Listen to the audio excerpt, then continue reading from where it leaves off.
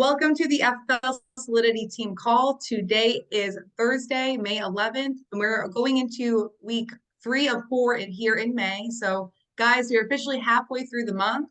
If you're not where you want to be, you still have 2 weeks today to get it done. So make sure you do. But each and every week, we kind of sit back and think, who truly can add value to the team, right? Like who's added value to themselves by working through different methods, different orders of operations, different, obstacles and getting through them, because that's what this business is about. Now, I don't wish bad on anybody, but here's what I can tell you. You put somebody who's faced adversity into this business, they're a lot more likely to win than somebody who's never faced adversity in this business. Do I want anyone to face it? No, but reality says in life, those are things that we have to face, right? So taking a step back and really thinking, okay, who's really stepped up and who's really also takes self-accountability, reaches out, plugs in, and is always showing up for the team. And we have Miss Afroditi Lalaj on with us today. So Afro, how are you doing over there? I'm well. I'm doing very well. I do have a minor cold, so excuse my voice, but I'm here. Well, you still sound great. So I appreciate you being Thank on you. with us. And just to kind of hit the call off, Afro, so tell us a little bit about yourself, what you were doing before FFL and kind of how you got here. So before FFL, I was working for a bank and I was doing payroll for a pizzeria owner.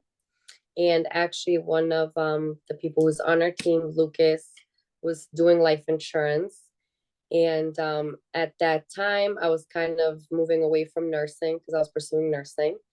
And the person I was with was doing life insurance. So life insurance kind of clicked into my head of maybe I can do this too. And FFL kind of fell in. I hopped on the first Zoom and I wasn't interested for like the first whole year. I didn't do anything. And then I finally got licensed about a year later. After a horrible breakup, I was like, I need to change. I need to change my life. I need something bigger than what I have going on. Losing a lot, leaving that relationship, I was definitely motivated. I came back with basically just my car and a job and just drive. So here we go, made it work. I got licensed in the next, I think, 3 weeks. I passed my exam and I went on the Zoom calls, but I knew that I couldn't start the business if I wasn't ready.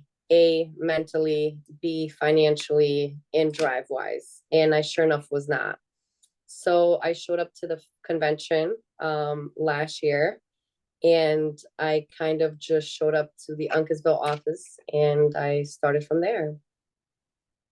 Love it. And I love how you talk about, you went through different things that almost led you there. And I always say, like, anyone can do this, but is it for everybody? No. And is it for everybody at every time in their life to get started? Definitely not. So it was good that Mm, you were able to kind of take that step back and you were smart enough to know, like, I need to be mentally checked in here before I can say, like, I'm going to be working here and I'm all in, right? And I feel like once you got mentally checked in, like, it's hard to check out, right? And with that being said, Afro, coming off of your largest month, so helping right under 40 families, which is absolutely amazing. I'm not thank you. surprised, but you're crushing it. Talk to us a little bit about the phones. Now, before you kind of hit on that, I got the opportunity to be able to listen to you dial, each and every Monday and Thursday, just like everybody else on here does, by the way. Just hop on the dial team. Um, Absolutely. and I see how you handle approaches. You're very okay, no big deal. And I love that approach because it allows you to book a lot more appointments, right? If you get really high and you're like really nervous, the client can feel that, right? If you're just nice and smooth, usually it's going to go nice and smooth. Does everybody tell you yes, Afro? Absolutely not. Exactly. But do you get more yeses than nos? That's the goal, Of right? course. Absolutely. So talk to us a little bit about the phones. The reason I want you to talk about the phones, I feel like when a new agent comes in, there's a couple of things that they really have to have pinned down. And like you said, you talked about like mentally, drive, financially, right? And it's like when you come in and you're on the phones, there's a few things that are going to matter at that point. How many times did you run your phone script? And everybody around you is going to know, and that's okay. If you ran at zero, at least you showed up and you're dialing. but be honest with yourself, right? And what does that look and sound like? How do you handle objections? Do you look at them as objections or do you look at them as concerns? Right. So being able to literally pick the phone up and dial unemotionally is really, really important in this business. Because if I got upset for every person that told me no in this industry, I would still be upset for like the next like 50 years, right? So it's like, that's not going to work. So Afro, talk to us a little bit about your stance and your mindset when you're picking the phone up in the morning on Monday, Thursday, or whatever day that may be that you're making some dials. Talk to us a little bit about the mindset behind that and kind of what it looks like for you. So prime example today, actually, my first 4 clients hung up on me, and I haven't worked in the last week and a half. So that for me was very rough. I was like, oh my God, maybe I lost my juice. I forgot how to dial. And I had to have a reality check myself. I was like, okay, it's not you. You're calling them. It's early. Calm down, take a breather. The next 5 clients I called, I booked 3 appointments.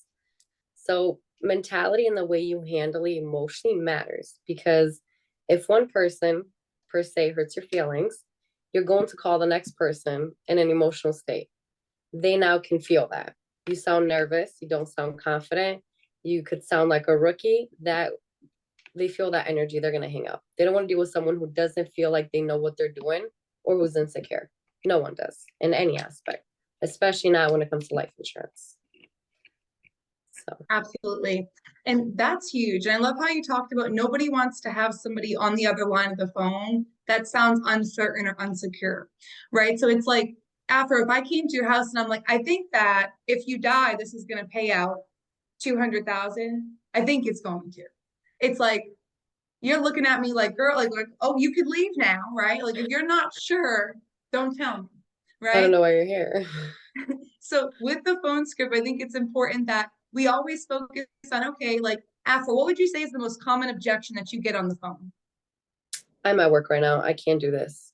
Okay, so I'm gonna hit you with some objections. Are you cool to do that with me? Absolutely. All right, I can be whatever lead you want. Just call me and I'm just gonna throw some stuff at you. All right. Final expense. That's what I dial mostly. All right, sounds good. All right. Ring, ring, Miss Mary. Hello? Hi, Miss Mary. My name is Aphrodite. I'm just quickly getting back to you about this little form that you had filled out by hand and mailed back to us here at the benefit office. This was regarding the state regulated final expense and life insurance benefits. It looks like you wrote your age here in the form is 63. Is that correct? Yeah, but I'm at work right now. Okay, that's actually perfectly fine. I'll have you off the phone about 10 seconds. I'm just a medical field underwriter that's been assigned to you. My job is to see what you may or may not be eligible for. And with that being said, the purpose of my call is I'm actually dispatched out in your area tomorrow. And what I can do as a courtesy, since you're super busy and this is obviously very important to you and your family, is I could try to squeeze you in for about 15 minutes between my appointments so we could take care of this for you. Are you more of a morning or an afternoon kind of person? I don't get out of work till at least 5. Okay, perfect. Unfortunately, I don't have a 5:30 available, but what I can do as a courtesy for you is I could squeeze you between 6:45 and 7. Does that work for you, Miss Mary? That works good. All right, perfect. I'll Perfect. text you confirmation code and then just confirm back that that time works for you. I'll see you then. Have a great day. Love it. And guys, it's about being calm, right? Like I was like, Afro did her opening and I'm like, I'm at work. And she's like, oh, no, no big deal, right? Like, no, they'll have you off the phone in 10 seconds. And she Perfect. went right back onto her script. That's what it's about. It's about being able to accept what the person says, like you accept it, reflect it back to them, and redirect the conversation. And that's exactly what she did. She's like, I understand, Miss Mary, that you're at work. Like, it's just my job to get the information out. I'll give you the short, basically, I'll give you the short part. It takes about 10 seconds. I'm going to be in your area tomorrow. I can do it as a courtesy, okay? Because you're so busy. I can get you in as a Absolutely. courtesy, right? And that's like a key word right there, courtesy. It's like, Afro, would you say you're getting a lot less no-shows when you're saying things like such as that because people actually see you're looking out for them? Absolutely. I actually For got sure. that 3 times today and I still booked them for tomorrow. And they all Love it. 3 texted back and confirmed the appointment. And when you send that text out, Aphrodite, what does it say? I just say, hey, this is Aphrodite, the medical underwriter. We were just on the phone. Text them the date, the time. I say this is a confirmation code. I usually make one up. I say, just as a courtesy, please give me a little wiggle room because I am helping about 12 other families and there's traffic in the way. Does this work for you? Please confirm. They say, okay, perfect. And I just show up the next day. Perfect. And I love that because it's almost like that second layer of confirmation, right? Absolutely.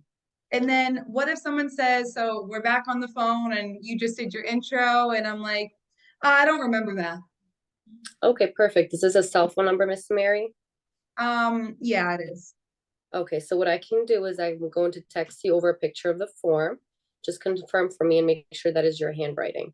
Once you do, let me know. You're like, oh yeah, this was for me. I'm like, okay, perfect. So obviously it looks like this was very important to you at the time to get coverage for your family. So you just wanted to make sure that you weren't leaving your beneficiary behind with any financial burdens. Does that sound about right? And most of the Yeah. time they're like, yeah. And then I just continue on to the script. Okay, perfect. Your overall, your age here is 52. Is that still correct? Okay, great. Then I go through the rest of the script. Love it. And guys, if you notice every objection we brought up on this call, Aphrodite says, okay, perfect. And it's like that, or that my line is, that's exactly why I'm calling. They're interchangeable. It's like, obviously it's not perfect if they don't remember filling the form out, but Aphrodite's like, okay, perfect. No big deal. I'm going to send you over a photo. Right. And that works though. Cause then they see it and they're like, oh yeah. Right. This was You mine. ever have somebody like be really mean to you and they hang up on you, you send them a picture of it and then they're like, oh my God, I'm so sorry. Right. So Oh, guys, yeah. you want to remember people don't always know why we're calling, right, Aphrodite? So No. that's a big thing. And then another objection I would say that comes up on the phones that, sometimes people will say is like, like they just keep hanging up on me before like, I can even get to the script. Aphrodite, if that's happening in the beginning, what would you say is probably, a way that an agent could change their stance or form on the phone?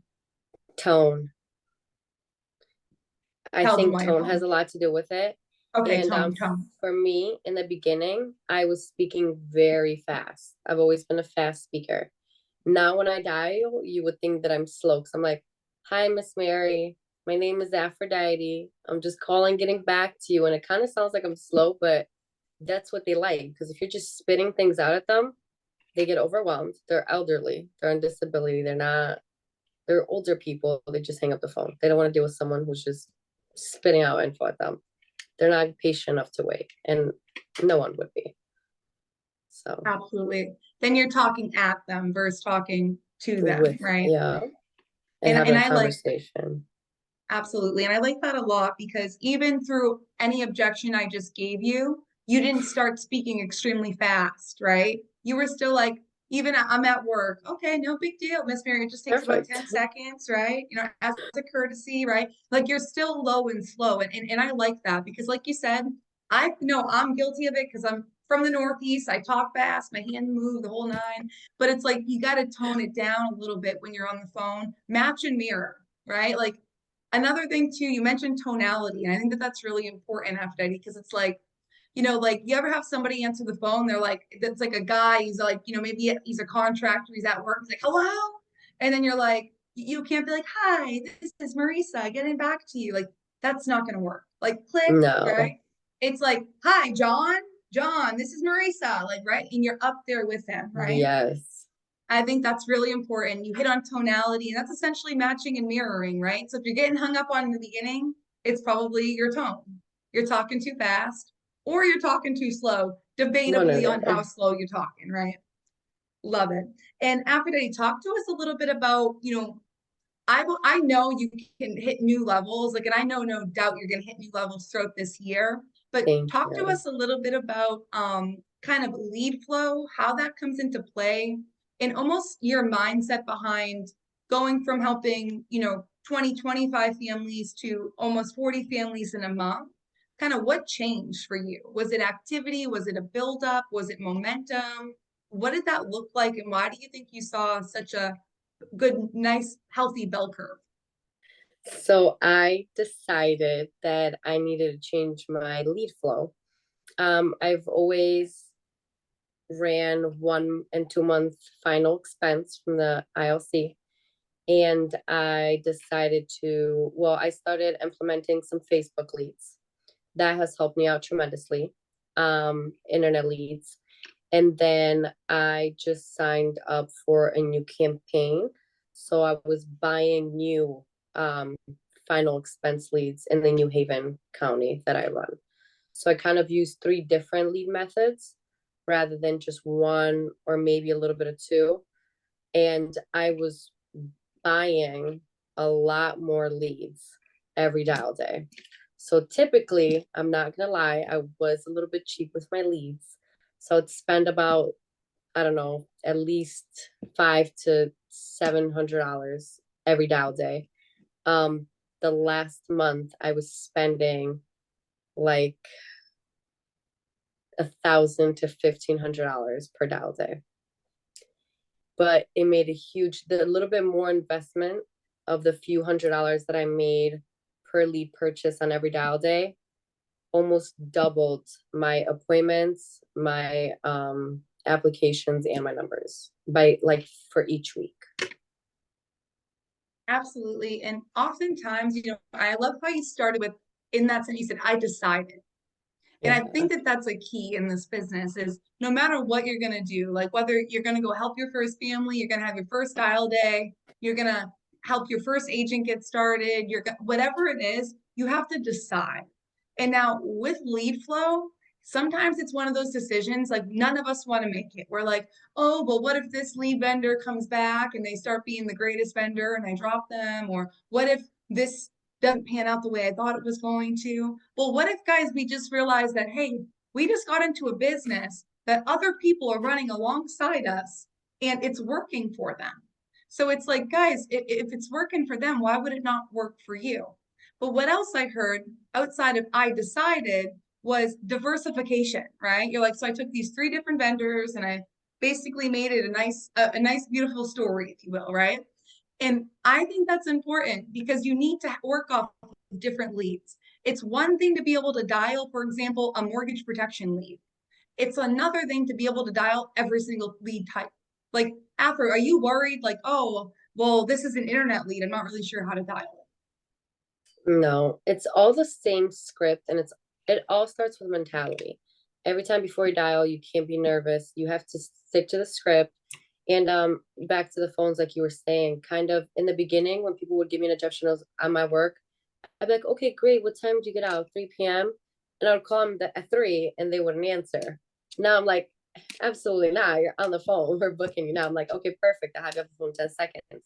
But that small confidence right there, being confident in yourself to be like, I know you're at work, but I'm just going to take 10 seconds of your time and we're going to book you. Even that mentality kind of changes everything about this business, I feel like. 100%. And, when you think about confidence, it's like it's going to show in different ways. It's going to show either that you are confident or that you're not. And by the way, guys, like for me personally, I wasn't always the most confident person. But what I realized was in this business, I had to be confident or I wasn't going to win. And it's like there's nothing to be unconfident about. You have the script, you have the structure, you have the people to talk to, the resources, you have access to all that. So make it happen. But confidence is absolutely key. And then another thing that I heard too, when you're talking about going from, your prior months to almost 40 families, which is almost double the production, which is awesome to see. You talked about upping your lead flow. Now, this is something that for me as well, Aphrodite, when I was helping like 20, 30, that range of families, like, and then I upped my lead flow. I truly, like, this is, thinking 2 years back, I used to think there's no way that somebody could go out and help 60, 70, 80, 90, 100 families in a month. I'm like, they're lying.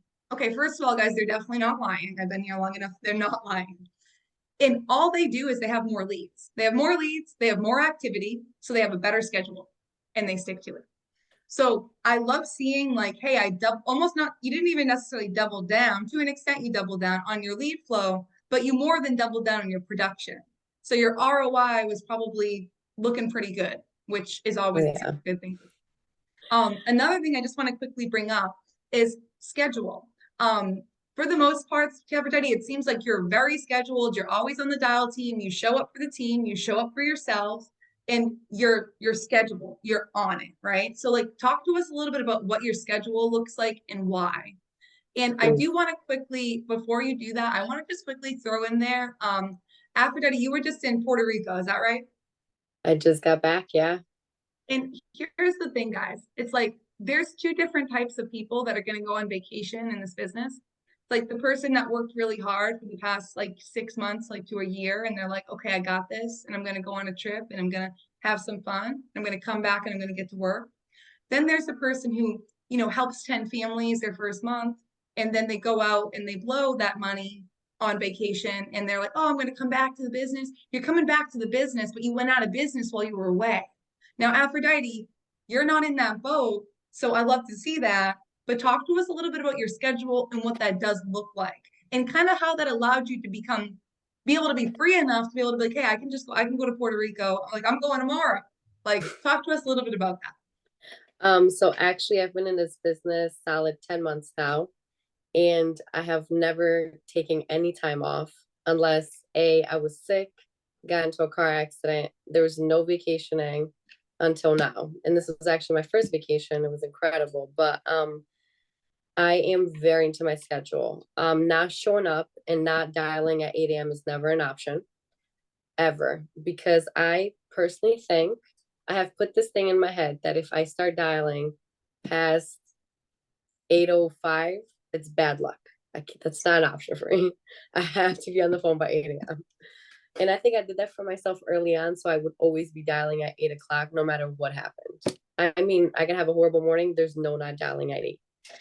Um, my schedule is kind of intense. I'm usually up at around 4:15, 4:30 every day. I'm at the gym between 5 and 6.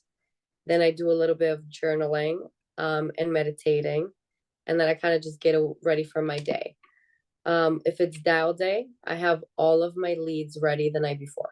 They're all printed, they're all in folders, they're all organized. My iPad gets plugged in, both my phones, my AirPods, and my watch. That's law.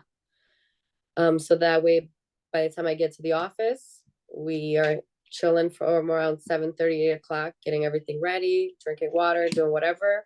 8 o'clock, we're dialing. Love it.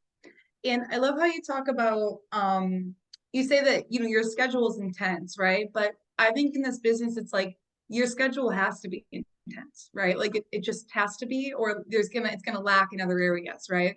So you wake up about that 4:15 time, you're hitting the gym, you're doing some stuff that makes you feel good, journaling, meditating, and then you're getting ready and you're getting after it. Um, in terms of that, I love how you also put in essence, like if I start dialing past 8:05, it's bad luck. Now, it's funny. It's funny because I'm like, hopefully it's really not bad luck. But it's like when you can implement something in your brain, you believe it, right? So it's like, guys, it's not just, oh, if I dial past 8:05, it's bad luck. It's like, what else can you tell yourself, right? Like for me, I do affirmations. Like I'll be like, people, on dial day particularly, like my morning regimen when I'm getting ready in the morning, looking in the mirror is I love myself. People cannot wait to talk to me. People are waiting for me to call them. I'm going to book every single person I talk to today. It's going to be an amazing day. I'm going to help amazing people. Like those are affirmations. You keep putting them out there all the time. They're going to be received. So I'm like, Afro, don't put the 8:05 out there too many times. But what I'm only kidding. But what else it tells me is you're committed, right? You're like, I'm not going to be getting into the office at 10 o'clock. It's not acceptable. I'm going to dump, right?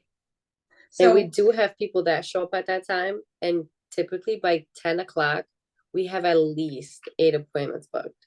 I'm like, that would never be me. I just, not for you. no. I'm with you. And like to be fair, those people that show up at like that 10, 11 hour, which always confuse me too, by the way. And I'm not being mean, but are those typically the people that you see at the top of the leaderboards? No. No. And they usually leave with like a couple of appointments. And then they probably don't go back a few weeks later. And then when they come back, they probably like complain a little bit and then like get back to like getting on the phone at 11 o'clock. and they're in a vicious cycle, right? So I'm happy you brought that up because it's like that happens in an office environment. But guys, we all have to also realize that happens right at our houses. If you're not going to an office or you're going to an office and you're not getting right to work, like Aphrodite said, like at 8 o'clock, like we know it's go time. Like no one's confused in the office of what we're going to do or if we should talk for another 20 minutes. Like it is go time at 8 o'clock. It's hit the phones because the sooner you're on the phones, the sooner that you're off of the phones, right? So if you're at home and you're like, oh, I'm just going to get on the dial team, shut my camera off and act like I'm, getting served by this, guys, that is not helping me. It's not helping Aphrodite. It's not helping your upline and it surely is not helping you. So like, do yourself a favor and just do what you said you're going to do or don't. And that's okay too. No one's mad. But my point is making sure that you understand it takes intentional activity and efforts to get intentional results. You're not just going to wake up and help 40 families in a month by accident. It just doesn't happen that way, guys. So you're tooth and nail with your schedule. And also let's talk a little bit about activity, Aphrodite. It seems like when you're out there, you're active, like you're making it happen. Like there's a lot going on. Oh Talk to yeah. us a little bit about, if you have a no-show, what does that look like? What are you doing? Like, so if you get to Betty's door at 2 o'clock and she's not home, what happens? I'm kind of sometimes a little bit happy because I'm back on schedule. I personally book at least 11 to 15 appointments per day. Just because the area that I run, it is a little bit more difficult. And I know that. So I don't want to set myself up for failure because it's all about being realistic with yourself. You can't be successful in this business if you're not realistic. So I know that I have to book a little bit more appointments than other people who are either like running different counties or different leads. It really, you have to kind of, implement different things. So I typically book around 15 appointments per day. That's usually my goal. And I do run late to all of my appointments. I'm never show up early. And if I'm on time, perfect. But if I get a no-show, I'm either back on time or if I have a couple of no-shows back to back, I actually got this from you. I set up my leads so I have 5 door knocks for each lead.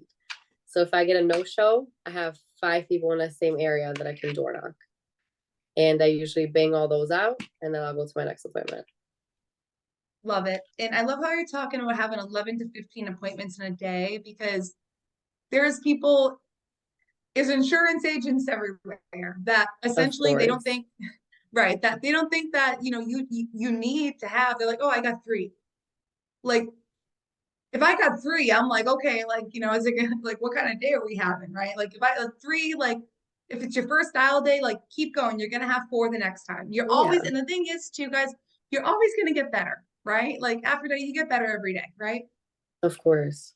Yeah, so it's like don't beat yourself up about it, but like hear what she's saying. She's saying, I'm familiar with my territory. I know what I'm going to be looking at. So I book to put an insurance policy on my own self, right? To make sure that I'm getting out there and getting after it. 11 to 15 appointments.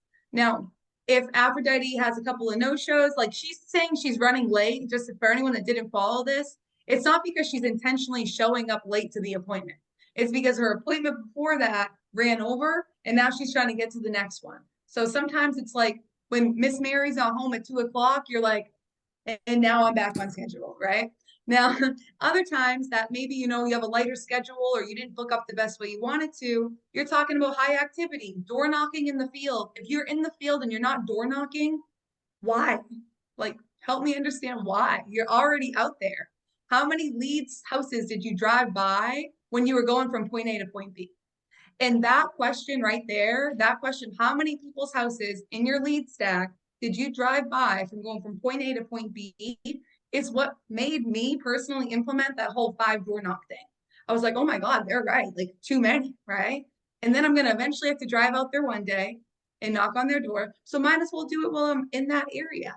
So I love how you talk about you pick those 5 leads out. And if you're in a position that you're not running behind, now you're getting back into the car, you're door knocking those people to either set up an appointment or probably get right into the house. Love it. So high activity wins, guys.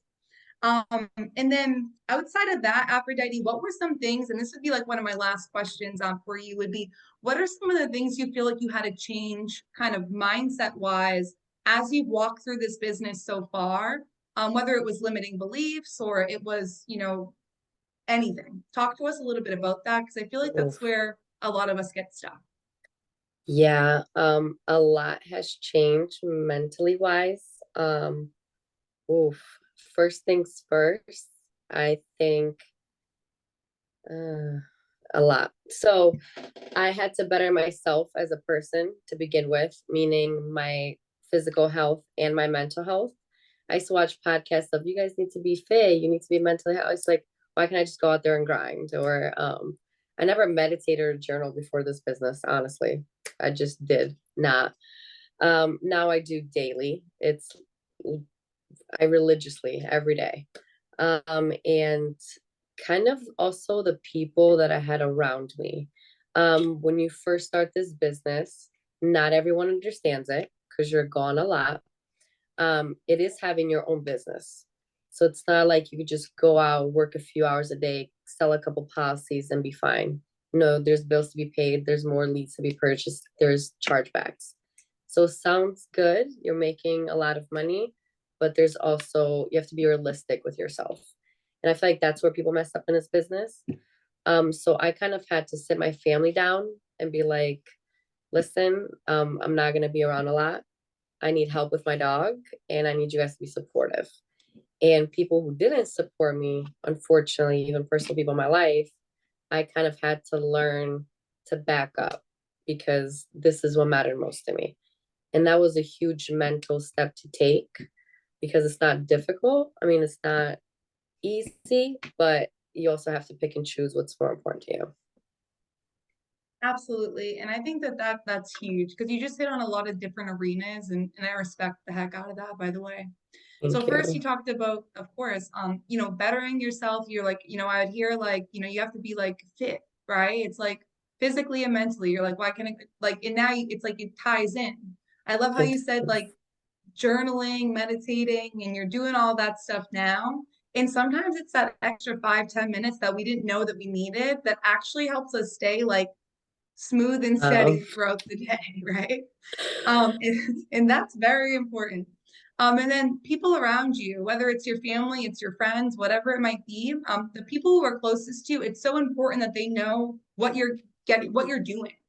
And if they're not there to like support you, being able, like Aphrodite essentially just said, being able to say, like, I have to pick one way or another.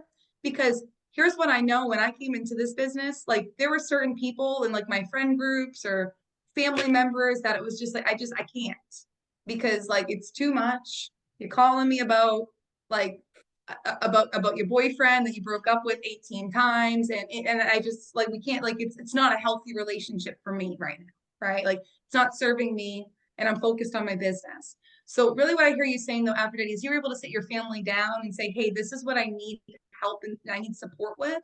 This is why, and this is what I'm going to be doing. And it's not only going to serve me, Aphrodite, but it's going to help us, the family, right? And I think that's a really important conversation that anyone and everyone has with their family members, whether you're like, well, I live by myself. Like, for example, like, it's like, okay, well, I'm not married. I don't have children. Doesn't mean I don't have people that I have to talk to about what I'm doing, right, in my life. I have friends, exactly. still have family, right? Like they got to be on the same page as you. And if they're not, it's going to make it that much easier when you have a bad day to call that friend or family member that isn't on the same page as you. And they're going to talk you right out of the business. They're going to give you 21 Quick. reasons why you should quit today.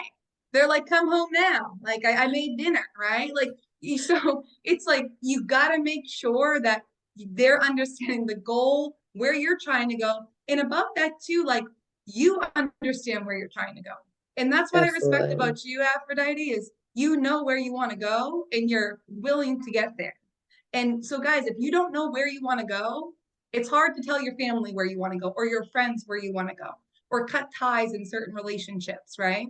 So Aphrodite, I think that, the changes that you've made within yourself and within your lifestyle are huge and have just, they're showing through your numbers that you're making changes, and you're really dedicated and committed to this business. Thank And you. just to kind of like, wrap up, at convention, we throw out a lot of goals. And I think it's really important, like I said, that we all have goals, business, personal, both. Like they're both important. So Afro, before we wrap up, talk to us a little bit about your goals to wrap up 2023.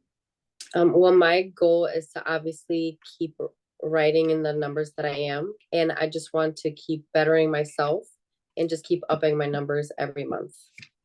Eventually hit Hall of Fame for sure. But if I keep bettering myself on a daily and keep upping my numbers monthly, then we're gonna get there. Amen. I love it. And you know what? No doubt in my mind, Aphrodite, that you're going to hit Hall of Fame because, like you said, it's not necessarily about where you're trying to go, but it's the process of getting there that is actually difficult, Absolutely. right? So bettering yourself is, I always say people will work harder on their jobs than they do on themselves. If we do the opposite, our job is going to reap the rewards, right? Or in this case, our business. And that's huge. So no doubt in my mind, Aphrodite, you're going to be walking across that stage this year if that's Thank what you you. want to do. And I Thank don't see you. you going backwards from here. I think I don't 40 know. families plus, and That's it. that's it.